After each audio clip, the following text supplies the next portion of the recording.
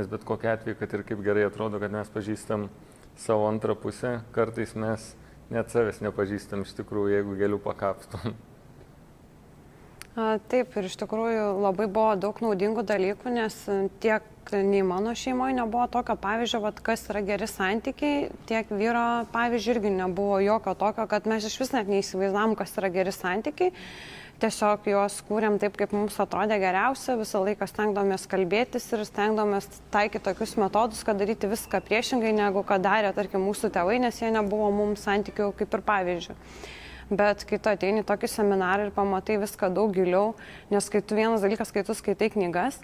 ir tu bandai taikyti kažkokius metodus, kur tau nurodo, kaip tau reikia daryti, tai niekada nebus gerai, nes tu turi pats susivokti. Čia kaip kokia psichoterapija, kada tu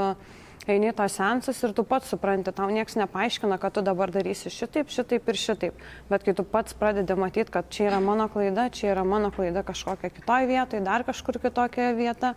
ir kai tu pradedi suvokti, iš kur tam tikri elgesio modeliai atsiranda santykiuose, kuriuos tu pastoviai naudoji, tai aš manau, kad tai yra nerealiai naudingas dalykas, nes paskui tu gali juos atradęs tikrai turėti geresnius, gražesnius santykius ir galų gale, jeigu net ir pykstėsi, tai bent suvokti tą situaciją, kodėl tai vyksta, ir tai jau yra kur kas geriau, negu tiesiog nežinant įsidraskyti, pavyzdžiui.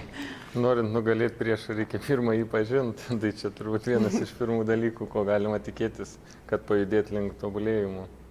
Ir tikrai tos praktikos šituose seminaruose buvo labai naudingos, nes aš manau, kad kai kurias tikrai įsinešim gal net ir į namus taikyti, aš taip tikiuosi. Dabar taip, aišku, labai lengva šnekėti, kai tas tik seminaras praėjo, vis tiek tau yra ta motyvacija daugiau stengtis ir panašiai, bet aš tikiu, kadangi mes ir taip stengdomės dėl santykių, kad tikrai pravers. Aš iš tikrųjų net nebejoju, kad grįšim greičiausiai ir antrą kartą.